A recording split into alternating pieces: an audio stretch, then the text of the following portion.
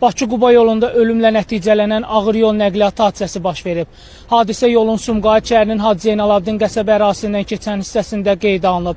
Belə ki, idarə etmədən çıxan Mercedes markalı minik avtomobili dərəyə aşıb. Qəza nəticəsində sürücü elə hadisə yerindəcə həyatını itirib. Faktla bağlı araşdırma aparılır. Yanğın söndürən balonu qoy yanımıza.